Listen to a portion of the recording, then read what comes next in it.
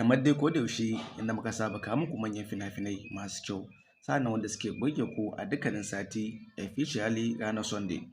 Saboda su can gaba ɗaya ko masu ke fina-finan shi a ranar Sunday. A yau muna da top 9 manyan fina-finai guda 9 wanda muke tsammanin cewa wayannan fina-finai za su yi matuƙar burge ku, shi yasa na ga cewa ya kamata a ce na kawo muku su domin ku ji yaya wannan fina-finan suke. Fim na farko shine fim wanda an fara da suna Kokawa. Wato fim ɗin Kokawa sabon fim ne kuma wanda ya fita a cikin wannan shekara ta 2026 a wannan August ɗin. Sai kuma labari na biyu wanda ya so in kawo muku a cikin jerin fina-finan shine fim mai suna So ko kuma Ƙauna. Kuna ji wannan labarin fim ɗin kusan da cewa dole za a yi soyayya kuma sannan dole za a yi cin amana a cikin labarin fim ɗin. Ku je ku neme shi domin kallon wannan fim. Sai kuma fim na uku mai suna Rockstar. Wow, daga jin sunan fim ɗin kai ma ka san dole za a yi taɓa gaza. Sai kuma fim na hudu wanda muka muku a cikin jerin fina-finai guda 9 shine fim mai suna Almakashi. Shi ma dai labari ne mai kyau kuma sannan labari ne wanda zai burge ku. Sai kuma fim na gaba wanda muka muku a cikin jerin fina-finan wanda ya kasance shine fim na 5, fim mai suna Damfara.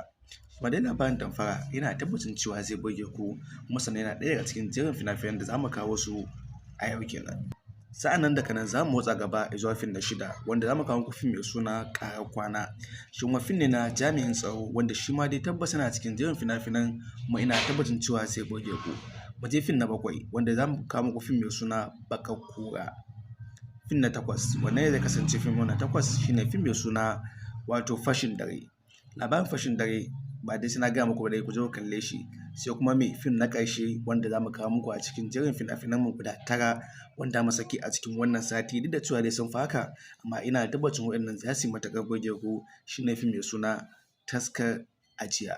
Wayannan jerin fina-finai guda 9 ga dukkanin mai buƙata idan har yana kallon wannan bidiyon a cikin TikTok ne zai ga namba na profile, idan kuma yana kalla ne a YouTube zai ga namba na a cikin bidiyon, idan kuma a Facebook ne ko sauran shafuka ya duba profile zai ga namba na domin kwama shi kallon wannan fina-finan cikin sauƙi sannan kuma cikin rahusa.